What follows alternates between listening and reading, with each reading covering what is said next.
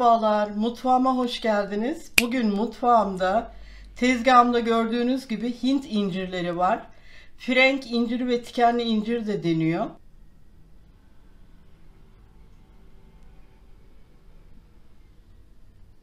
Tam mevsimi ve çok da sağlıklı olan bu meyveden güzel bir reçel yapacağız. Meyvemiz oldukça tikenli olduğu için soyması zor.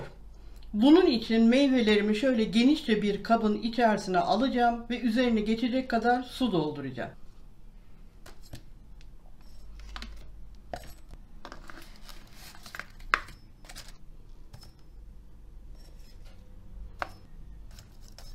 Evet, bu kadar bana yeterli. Hepsini yapmayacağım meyvemin.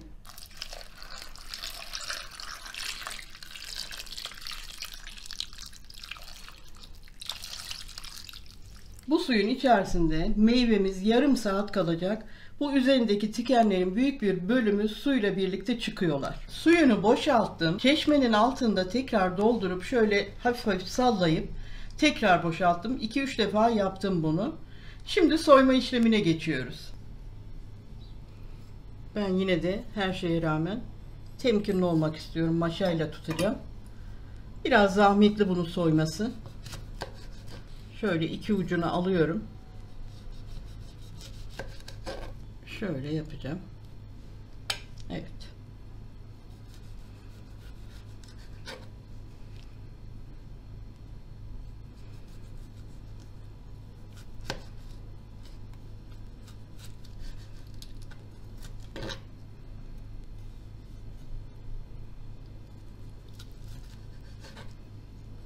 Evet. Bakın çok güzel çıktı.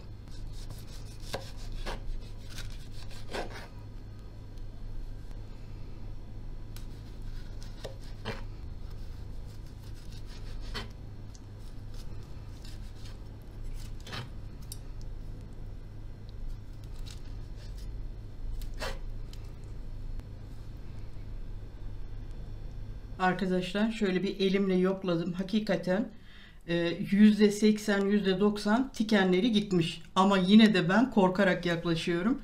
Ama maşayı bıraktım. Böyle çok daha rahat olacak. Şöyle uçlarından yine alıyorum. Parmak uçlarınızla tutun.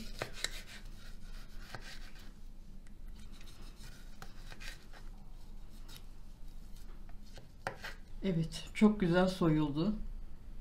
Şöyle koyuyorum.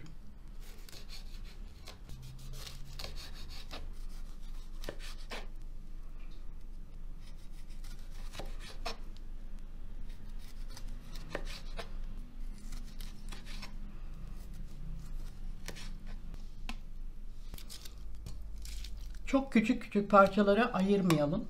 Pişerken de ezilecek.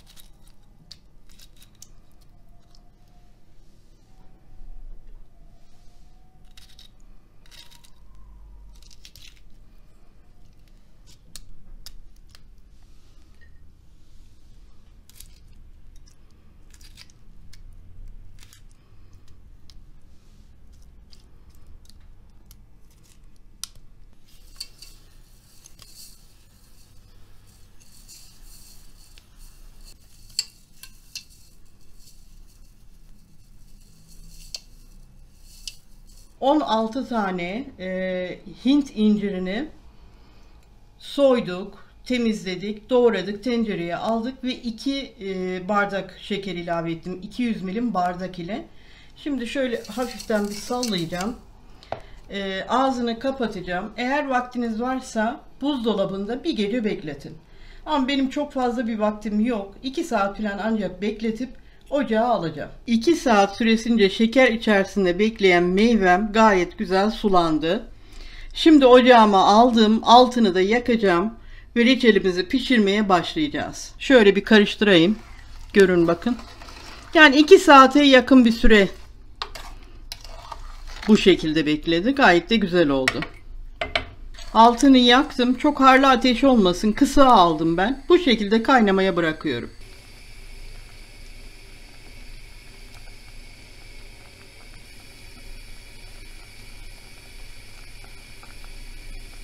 Reçelimiz çok güzel kaynıyor. Bu üstünde oluşan köpüğü alacağız. Kaynadıkça çıkar bu köpük.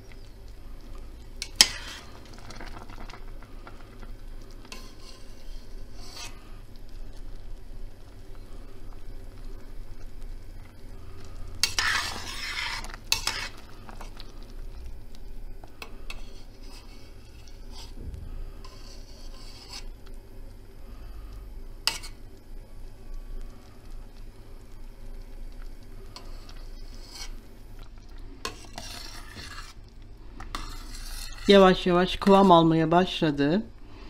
Size şimdi rengini göstermek istiyorum. Tam altın renginde, çok güzel.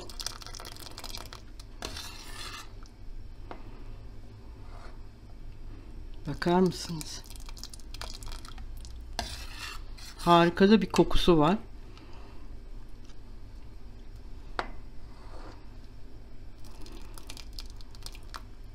Biraz daha kaynayacak tabii. Şöyle bir yemek kaşığı limon suyu gezdirdim. Biraz da bu limon suyuyla pişsin. Reçelimiz tam 1 saattir kaynama aşamasında. Kıvamı da çok güzel oldu. Şöyle tekrar şöyle bir yemek kaşığıyla göstereyim size. Bu soğudukça katılaşacak. Bunu göz önünde tutun. Rengi, kıvamı şahane oldu. Şimdi ben altını kapatıyorum. Ve epey bir ılındıktan sonra, kıvam aldıktan sonra sizlerle tekrar bir araya gelelim.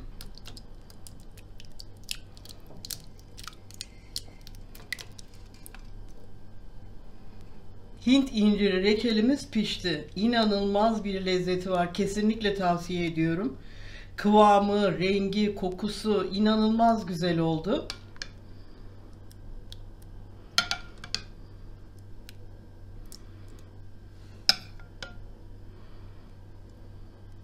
Tam mevsimi olan bu meyveden temin ederseniz muhakkak yapın. Kesinlikle tavsiye ediyorum. Ve bugünkü tarifimin de sonuna gelmiş olduk. Bir dahaki tarifte buluşmak üzere diyorum. Hoşça kalın.